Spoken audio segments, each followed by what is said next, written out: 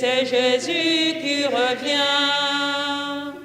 Vents et tempêtes annoncent le jour. Oui, c'est Jésus qui revient. Oui, il revient, oui, il revient. C'est le Seigneur qui revient. Amen. Merci à nos mamans. Oui, il revient bientôt. Que le Seigneur puisse vous bénir abondamment. Apocalypse 3, verset 11, si vous l'avez, vous pouvez le suivre avec le regard. Bon, on l'a pour tout le monde. Apocalypse 3, verset 11. Je reviens bientôt. Retiens ce que tu as afin que personne ne prenne ta couronne. Ce n'est qu'en lisant ce matin que je me suis rendu compte combien ça serait marrant de le lire en espagnol. Parce qu'en espagnol, corona, c'est la même chose que couronne. Donc vous imaginez, retiens ce que tu as afin que personne ne prenne ton corona. Je pense que mon église aurait tout rigolé. C'est pas de ça qu'on en parle, bien si c'est le thème de conversation qui se trouve sur toutes les bouches en ce moment. On pensait pouvoir s'en tirer un peu sans devoir faire face à une deuxième vague, et pourtant, nous voici. Deuxième vague est là, et les choses deviennent plus compliquées. Aujourd'hui, on reprend les activités de la troupe. Nous espérons que les choses ne s'aggravent pas pour que nous puissions continuer avec ces activités. Si les choses restent telles quelles, encore on peut gérer, mais si les choses devaient devenir un peu plus compliquées, c'est pas sûr. Mais pour l'instant, on retient ce qu'on a. On ne va pas dire non à la possibilité de se réunir aussi longtemps que ça a duré, si ça devrait à un moment s'arrêter, je ne sais rien. Je ne prophétise rien, simplement dit si jamais ça devait revenir à nouveau en demi-confinement, c'est quand même une joie de se retrouver ensemble. Amen. Mais c'est vrai que même à distance, on est ensemble, quoique ce ne soit pas forcément la même chose. Amen. En parlant du corona, un de mes oncles, un des médecins, là au Mexique, quand tout ceci a commencé, il a fait de son mieux, il faisait de son mieux pour soigner les personnes qui venaient avec le corona. On soigne, vous savez, les symptômes. Et il a tout fait jusqu'à ce que lui-même, il attrape le corona. Déjà à un certain âge, et vous savez, désormais, on le sait que les hommes, ils subissent le corona de façon plus forte.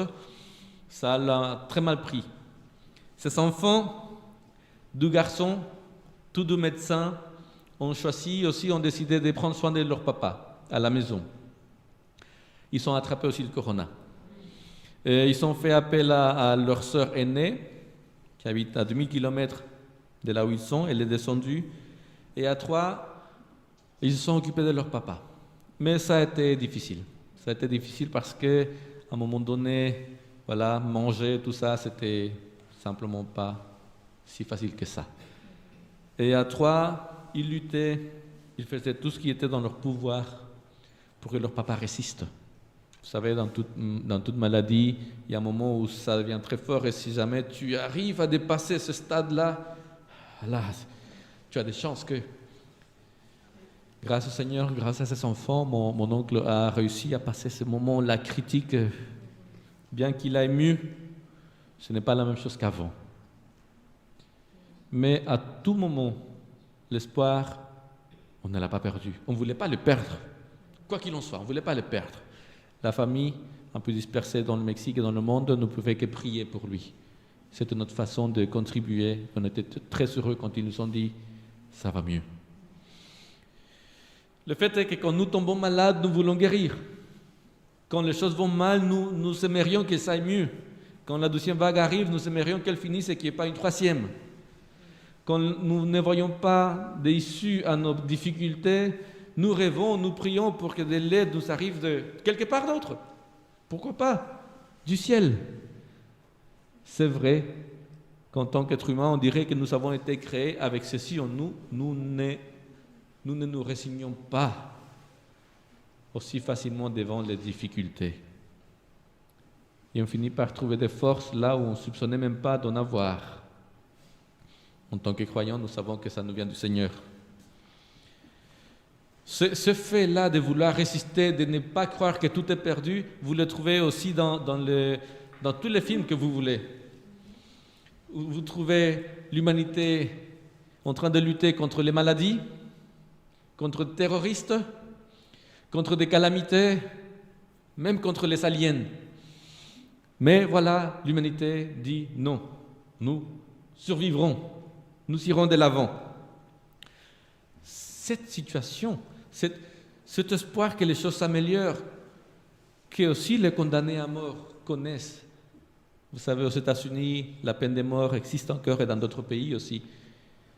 Aux États-Unis, dans les États où ça existe, il y a aussi des films qui parlent de cela. Comment les personnes qui doivent aller mourir espèrent attendre jusqu'à la dernière minute que le président appelle pour les gracier.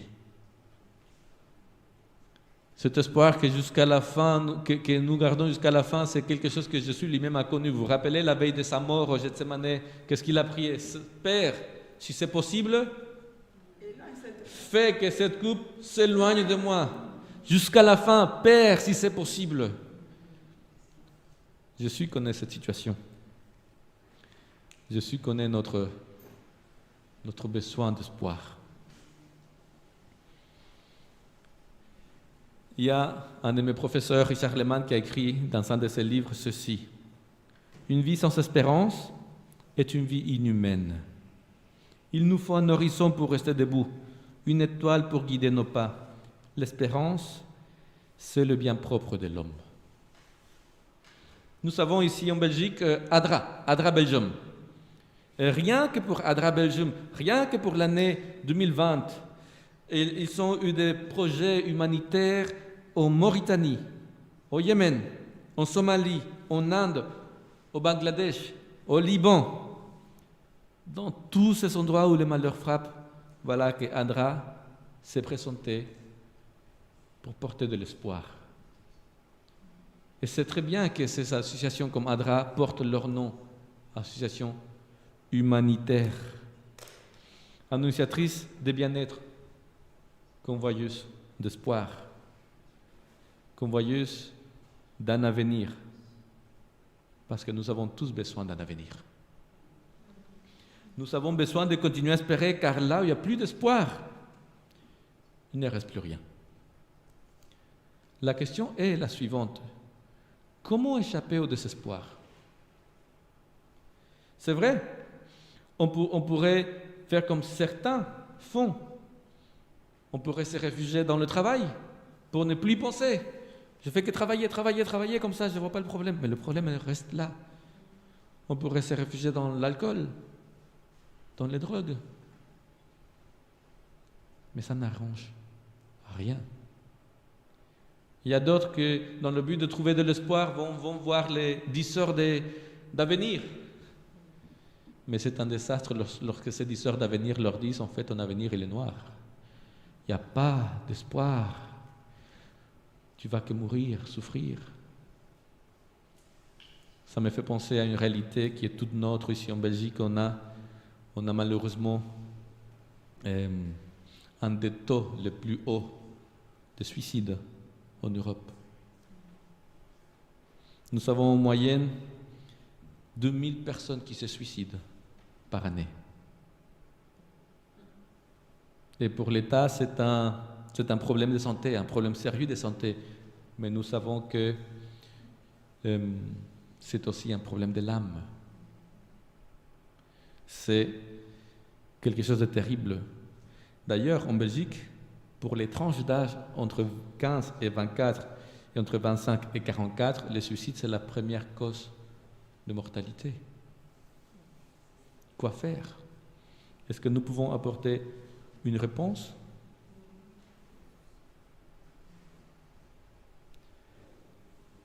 On pourrait dire, comme certains disent, oui, peut-être qu'on pourrait leur dire, l'espoir fait vivre. C'est vrai que l'espoir fait vivre, mais la vie, elle n'est pas toujours une promenade de plaisir. D'accord, on pourrait se retourner vers un autre dicton qui dit, oui, d'accord, mais rappelle-toi que tant qu'il y a la vie, il y a de l'espoir. Oui, mais comment maintenir l'espoir au milieu de l'adversité? Comment? Comment maintenir l'espoir dans la solitude que le Covid a causée, par exemple? Le mois dernier, j'étais dans l'église de Liège. Et juste arrivé, il y avait des vieilles dames qui étaient là, qui étaient venues pour se réunir avec le reste de l'église. Il y a une petite dame, toute menue, très âgée. Quand elle m'a vu, elle est venue vers moi, elle m'a dit: Pasteur, ça a été très dur. Quoi donc, je lui ai demandé. Ça a été très dur, le confinement. Ne voir personne, ne parler à personne, ne pouvoir aller à l'église pour me réunir avec mes frères, pour prier, pour chanter, pour partager les faits de vie, la solitude. J'ai failli tomber dans la dépression, elle m'a dit. Je regardais cette dame, toute fragile, et je me suis posé la question: où est-ce que cette dame a trouvé la force pour lutter comme un titan contre le désespoir, contre la solitude? Je pense que je n'ai qu'une seule réponse. Elle a trouvé la force dans l'espérance qu'est la sienne. Voici encore une citation de mon prof Richard Lehmann qui dit: aussi admirable que soit la grandeur de l'espoir, il n'est guère comparable à l'espérance chrétienne. L'espérance chrétienne est accessible à tous, et loin de requérir une force de caractère hors du commun, elle fait au contraire naître la vie où régnait le silence, sourdre le courage où s'étalait la défaite, naître la paix où grognait la révolte, jaillir la joie même dans l'épreuve. Le plus démuni des humains pourrait naître au service de son prochain dans la lumière de l'espérance. Ainsi, l'apôtre Paul, du fond de la prison, se réjouissait de pouvoir donner sens à ses souffrances. Il écrivait aux Colossiens: « Je me réjouis maintenant dans mes souffrances pour vous. » L'apôtre n'était pas masochiste. Il ne se plaisait pas à souffrir, mais s'il pouvait découvrir dans ses peines les germes d'une vie nouvelle. Voilà comment l'Épître aux Hébreux parle de l'espérance.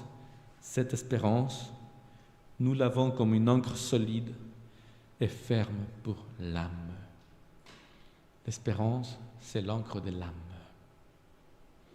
Mais pour utiliser cette expression et cette image, un encre, il doit s'accrocher à quelque chose. À quoi s'accroche-t-elle notre espérance? C'est vrai que le Seigneur nous a manifesté sa bonté, son amour, son pardon dans notre vie. J'imagine que tout le monde ici présent pourrait dire au moins une fois où le Seigneur s'est manifesté dans vos vies, où il vous a aidé, où il a répondu à vos prières, où il s'est manifesté d'une façon ou d'une autre, et vous avez senti que vous n'étiez pas seul. C'est vrai, je le crois. Mais notre espérance, elle n'est pas ancrée seulement dans notre existence et dans notre expérience personnelle. Si l'espérance chrétienne est aussi forte, c'est parce qu'elle est ancrée en Christ lui-même. C'est lui le rocher. Et bien sûr, elle est tenue davantage grâce aux expériences que nous avons faites et que nous pouvons faire avec le Christ, avec notre rocher. L'apôtre Paul l'a dit comme ceci: quand nous recevons l'esprit de sagesse de la part du Seigneur, quand il illumine nos cœurs, alors nous pouvons comprendre quelle est l'espérance qui s'attache à l'appel que Dieu nous a fait. Alors nous pouvons comprendre quelle est la glorieuse richesse de l'héritage qu'il a mis de côté pour nous. Quand nous recevons l'illumination du ciel, nous pouvons comprendre quelle est la grandeur surabondante de la puissance de Dieu qu'il met à notre disposition, à disposition de ceux qui croient en lui. Puissance qu'il utilise pour nous sauver. Et comme si ce n'était pas assez, il va dire: la puissance de Dieu, il a été toute donnée à Jésus. Et Jésus a été placé au-dessus de toute puissance, de toute hiérarchie que vous pourriez imaginer dans ce monde et dans n'importe quel autre monde. Voilà la force. Voilà la puissance du Christ en qui nous croyons. Voilà pourquoi l'espérance, elle n'a pas de parallèle. Elle est unique. Notre espérance est solide car elle est ancrée en l'amour du Christ et en sa toute-puissance libératrice. L'apôtre Paul, en réfléchissant à l'espérance, voici ce qu'il a dit à l'épître qui se trouvait à Rome. Romains chapitre 8, du verset 31 au verset 39. Romains 8, du verset 31 au verset 39. L'apôtre Paul a vu des vertes et des pas mûres, et pourtant, voici ce qu'il était capable de dire. Si Dieu est pour nous, qui sera contre nous? Lui qui n'a pas épargné son propre Fils, mais qui l'a livré pour nous tous, comment ne nous donnera-t-il pas aussi tout avec lui par grâce? Qui accusera ceux que Dieu a choisis? C'est Dieu qui justifie. Qui le condamnera? Christ est mort. Bien plus, il est ressuscité. Il est à la droite de Dieu et il intercède pour nous. Qui nous séparera de l'amour de Christ? Serait-ce la tribulation, ou l'angoisse, ou la persécution, ou la faim, ou la nudité, ou les périls, ou l'épée? Selon ce qui est écrit, c'est à cause de toi qu'on nous met à mort tous les jours, qu'on nous regarde comme des brebis destinées à la boucherie. Mais dans toutes ces choses, nous sommes quoi? Plus que vainqueurs, par celui qui nous a aimés. Car j'ai l'assurance, dit l'apôtre Paul, que ni la mort, ni la vie, ni les anges, ni les dominations, ni les choses présentes, ni les choses à venir, ni les puissances, ni la hauteur, ni la profondeur, ni aucune autre créature ne pourra nous séparer de l'amour de Dieu que Dieu a manifesté en Jésus-Christ, notre Seigneur. Avait-il l'espérance, l'apôtre Paul? Qu'est-ce que vous croyez? Il avait l'espérance. Il avait l'espérance. Notre Dieu, il n'est pas une utopie. Le Seigneur, il n'est pas l'opium du peuple. Notre Seigneur, il est vrai. Il est vivant. Il reviendra. Il nous en a donné sa parole. Est-ce que nous pouvons lui faire confiance? Je ne sais pas si vous avez déjà imaginé ce que Adam et Ève pouvaient ressentir alors qu'ils s'étaient cachés, espérant que Dieu ne les trouve pas. Dieu avait dit, tu ne mangeras pas du fruit de l'arbre de la connaissance du bien et du mal, parce que le jour où tu en mangeras, tu mourras. Ils mangent. Ils aiment. Mais tout d'un coup, au lieu de devenir des dieux, comme Satan leur a promis, ils se rendent compte qu'ils sont carrément nus, démunis totalement. Et ils se cachent. La Bible nous dit qu'ils se cachent. Qu'est-ce que vous imaginez, qu'est-ce que vous pensez qu'ils sont pensés en étant cachés? Quand ils ont entendu le Seigneur qui se promenait dans les jardins et qui appelait « Hé, Adam, où êtes-vous » Ils se cachent. Il était leur ami jusqu'au jour d'avant. Il était leur créateur. Ils avaient toute confiance en lui. Et du coup, ils se cachent. Ils ont peur. Ils savaient désobéir à la loi, et la loi, qu'est-ce qu'elle disait? On en a parlé ce matin finalement. Ils méritaient quoi, selon la loi? Ils méritaient la mort. Et ils le savaient. Vous savez, même dans les situations désespérées, en tant qu'être humain, on essaye malgré tout de trouver la solution, l'issue, la porte de sortie. Donc leur solution, c'était bon, on va se cacher, comme ça le Seigneur, il ne va pas nous trouver, et voilà, on ne mourra pas. Il est formidable, le Seigneur qui s'est prêté à leur jeu. Où êtes-vous? Comme s'ils ne savaient pas. Et une fois qu'ils les trouvent, qu'est-ce que tu as fait? Comme s'ils ne savaient pas. As-tu pris de l'arbre comme s'ils ne savaient pas. Et encore une fois, Adam et Ève, comme nous tous, des excuses. On en trouve toujours. « Ah, c'est pas moi, Seigneur. C'est Gégé. Si Gégé n'avait pas fait ceci, je n'aurais pas suivi. Donc, si tu dois avoir une miséricorde et grâce, avec moi, oui, mais pas avec lui, parce que lui, c'est la faute. C'est pas moi, c'est la femme que tu m'as donnée. » Et on arrive. « Ah non, c'est pas moi. C'est le serpent. » Et à chaque fois, le Seigneur, il joue le jeu. Et alors qu'ils méritaient la mort, ils reçoivent la grâce. Et ils reçoivent une promesse. Nous avons un problème avec les promesses en tant qu'être humain parce que je pense que ça nous est déjà arrivé à tous de promettre quelque chose et de ne pas pouvoir tenir parole. Du coup, quand quelqu'un nous fait une promesse, parfois on hésite à dire d'accord. Mais le Seigneur fait une promesse.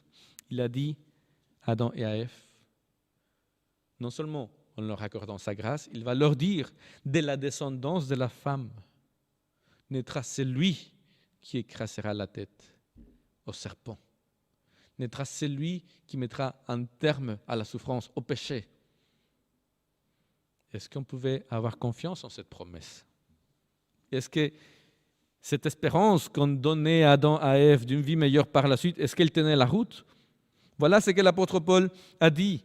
Galates chapitre 4, verset 4. Des millénaires plus tard, l'apôtre Paul va dire ceci. Lorsque le temps ont été accomplis, Dieu a envoyé son Fils. Qu'est-ce qu'il rajoute? Né d'une femme, née sous la loi. L'apôtre Paul fait le lien. Il le fait pour nous. Et il dit, en d'autres termes, le Seigneur a tenu parole. Ce qu'il a promis, il l'a accompli. Ce Fils, c'était Jésus sur la croix. Il a triomphé sur Satan et sur le mal. On peut dire que le Seigneur n'a qu'une seule parole.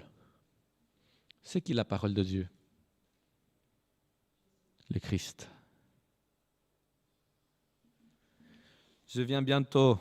Retiens ce que tu as afin que personne ne prenne ta couronne. On pourrait rajouter, je reviens. Fais-moi confiance. Mais justement, la confiance, elle ne naît que de la relation. Plus ma relation est intime avec quelqu'un, plus ma confiance est grande. La délivrance que Dieu a promise au temps opportun, elle ne nous est donnée que par la foi, par la confiance que nous plaçons en Jésus, par la confiance que nous avons en sa promesse quand il a dit qu'il est capable de nous délivrer. Celui qui traverse la vie en ayant confiance en Dieu pourra se relever autant de fois qu'il le faudra, car il aura bien plus que de force, car il aura bien plus que de l'espoir, car il y aura l'espérance en Christ. C'est comme ça l'espérance en Christ. Elle est disponible pour faire revivre celui qui n'attend plus rien de l'avenir. Elle est disponible pour ceux qui pensent même qu'il n'y a plus d'horizon, parce que tout semble bouché. Mais comme je viens de le dire, la confiance ne peut naître que de la relation, d'une relation avec Jésus-Christ. Ce n'est pas une relation sur ce que l'on a entendu dire, mais sur ce que nous avons, basé sur ce que nous avons vécu. Dans les vidéos que je mets sur YouTube, il y a quelqu'un qui a posté un commentaire. Quand j'ai lu le commentaire, j'ai compris de quelle orientation religieuse la personne provient. La personne a dit, quand on parle de Dieu, ce n'est pas pour parler de ses propres expériences, c'est que pour parler de son plan de salut. Et pourtant, Première épître de Jean, chapitre 1, versets 1, 2, 3. Ce que nous avons vu, ce que nous avons touché, ce que nous avons entendu, ce que nous avons vécu, voilà de quoi nous vous parlons. Ma relation avec le Seigneur ne peut être solide que si je vis des choses avec lui et que si je le partage. Car avec le cœur, dit l'apôtre Paul, car avec le cœur nous croyons pour la justification, mais avec la bouche nous confessons pour le salut. Je dois confesser, je dois dire en qui je crois et ce que je vis avec lui. Comment avoir une relation avec le Seigneur? Le Seigneur nous donne rendez-vous tous les jours, dans la vie de tous les jours. C'est vrai que c'est surtout quand les choses vont mal qu'on devient un peu plus sensible à son appel. Je ne sais pas ce que vous feriez si vous aviez un ami qui ne vous cherche que pour les problèmes. Non, pas pour les problèmes, mais parce qu'il a des problèmes. Ah, Leslie, oui, mon ami, tu sais, en fait, j'ai besoin d'aide. Si c'est ton ami, la première fois, ça passe. C'est normal, on est là pour ça. La deuxième fois aussi. La troisième fois aussi. La quatrième, la cinquième, etc. À condition qu'il y ait une vraie relation entre chaque demande d'aide. Mais qu'est-ce que tu ferais, Esther, si la personne ne vient à toi que pour te demander de l'aide? Point. Combien de temps tu garderais cette relation? Combien de temps tu serais disposé à accorder à la personne qui vient frapper à ta porte l'aide alors qu'elle ne te donne rien d'autre?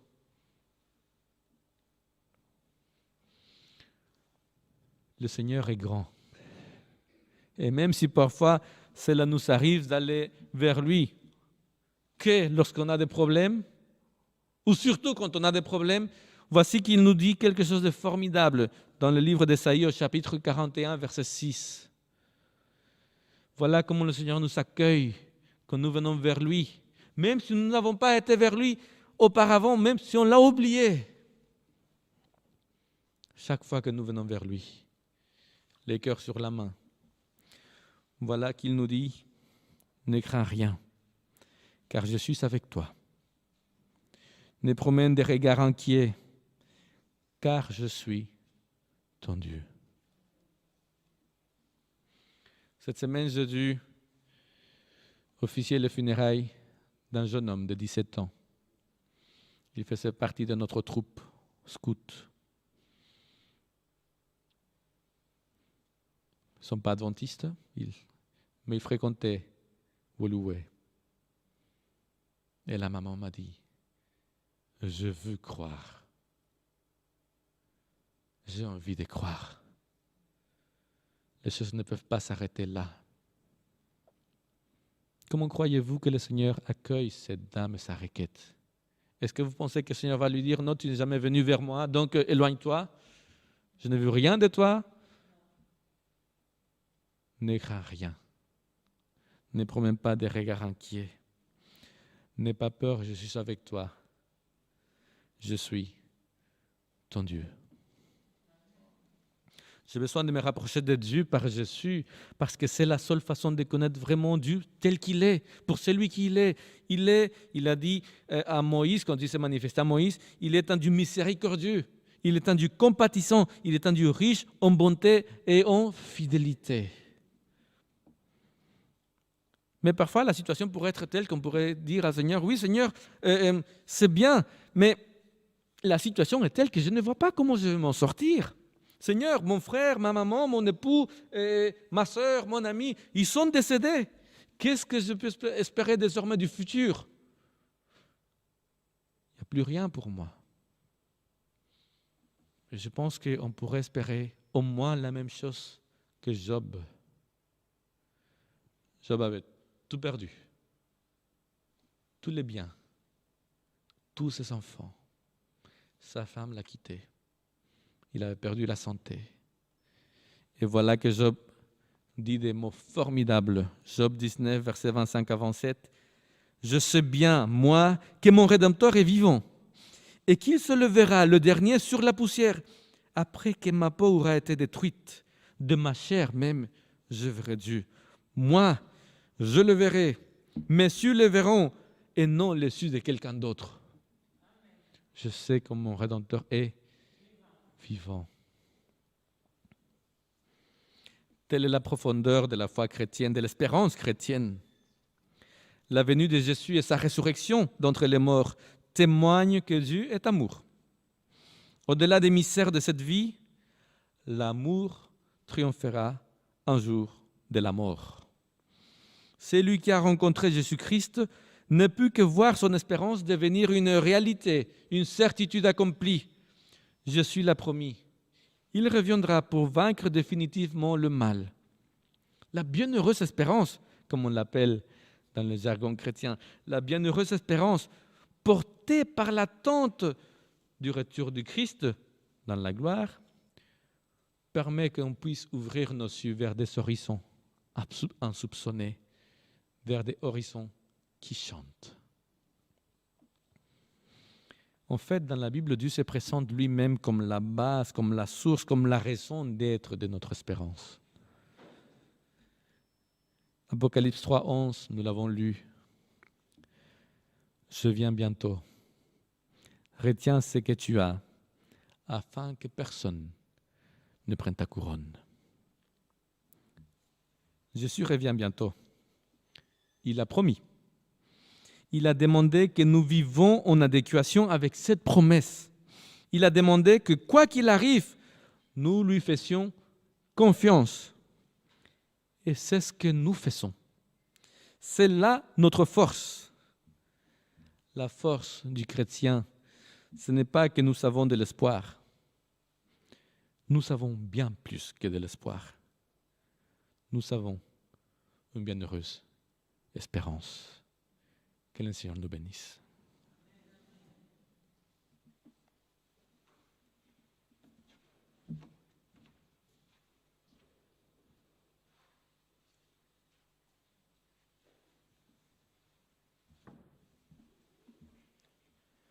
Merci, Pasteur Carlos.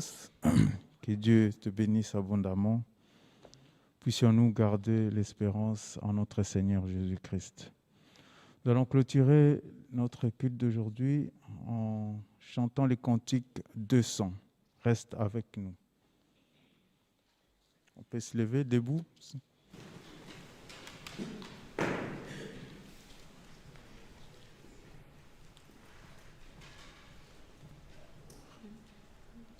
Reste avec nous.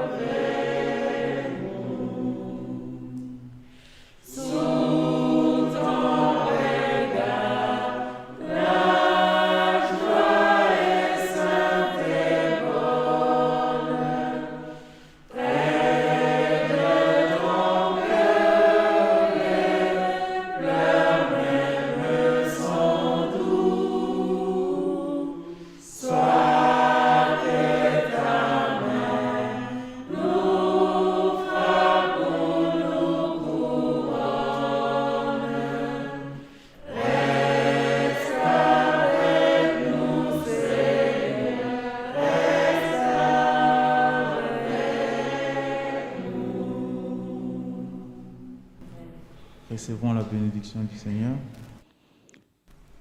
Que le Dieu de l'espérance vous remplisse de toute joie et de toute paix dans la foi, pour que vous abondiez en espérance par la puissance du Saint-Esprit. Amen. Père éternel, nous te bénissons pour ces moments que nous venons de passer, ces moments de culte. Et nous avons la foi que ce culte t'a agréé, Père éternel. Voici à la fin de ce culte, nous allons nous acheminer vers nos maisons, Père éternel. Puisses-tu envoyer tes anges pour marcher avec nous, afin que nous puissions arriver en toute sécurité dans nos maisons, Père éternel. Je t'implore, Père éternel, ta paix dans le cœur de chacun de nous, Père éternel, pendant que nous devons faire face à cette pandémie, Père éternel. Puissions-nous garder la paix et surtout l'espérance en toi, car ton Fils Jésus-Christ a été confronté à la mort et il a vaincu. Nous avons aussi la foi et la certitude qu'en restant attachés à toi, Père éternel, tu vas nous permettre d'aller au-delà de ces événements et de demeurer toujours en paix, et que cette paix qui est en nous soit contagieuse autour de nous. Bénis ces saints sabbats, bénis chacun de nous ainsi que nos familles. Puissions-nous nous retrouver le sabbat prochain, ça sera pour ta gloire. Sois loué, sois béni, hier, aujourd'hui et éternellement. Amen. Allons dans la paix du Seigneur. Il vient en gloire, le vainqueur, l'agneau. Oui, c'est Jésus qui revient. Oui, il revient, oui, il revient. C'est le Seigneur qui revient. Fleuve et désert, chantez tout autour. Oui, c'est Jésus qui revient. Vents et tempêtes annoncent le jour. Oui, c'est Jésus qui revient.